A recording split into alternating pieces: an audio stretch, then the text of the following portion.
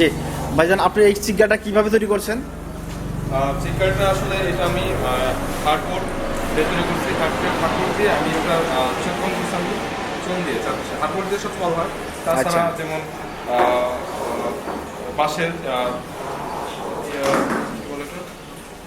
বাঁশের চট যেটা আছে। আচ্ছা, তাহলে এটা আপনি কি ক্লিপ দিচ্ছেন না? হ্যাঁ। ক্লিপ দিচ্ছেন আপনার কি জন্য? এটা এই এটা just support চিগারটাকে সাপোর্ট দেওয়ার জন্য বা আটকানোর জন্য। মানে এক পাশে যেন ছড়ানো না যায়, জি জি জি মানে একটা পরে একটা পরস্পর যেন জোড়া লাগানোর জন্য আর কি। জি জি। তারপর আমি এখানে দেখছি একটা মিটার ঝুলানো আছে। এই মিটারটার নাম কি?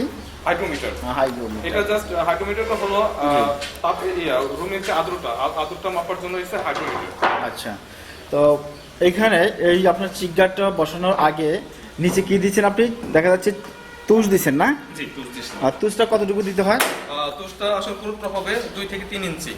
আচ্ছা যখন আমি এই বাচ্চাটি নিয়ে আসবো, একদিনের বাচ্চা যেটা বলা হয়, ডে ওর চিক যেটা বলা হয়, ওটা হচ্ছে মানে ওটার জন্য 1 থেকে 3 ইঞ্চি পুরুত্ব দিতে হবে। আচ্ছা, এরপর আমি দেখতেছি একটা দেখা যাচ্ছে, এর সাথে সম্ভবত বাল্ব লাগানো আছে। এই জিনিসটার নাম কি? সরি, যেটা জি জি জি আচ্ছা, এটা বলো হোভার। হ্যাঁ, হোভার। হ্যাঁ, হোভারটা হোভারটা আসলে সাধারণত এসে তাপ দেওয়ার জন্য।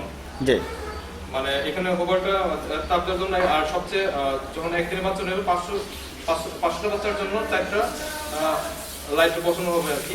বাল্ব। একটা বাল্বে পাওয়ার থাকবে 100 ওয়াট।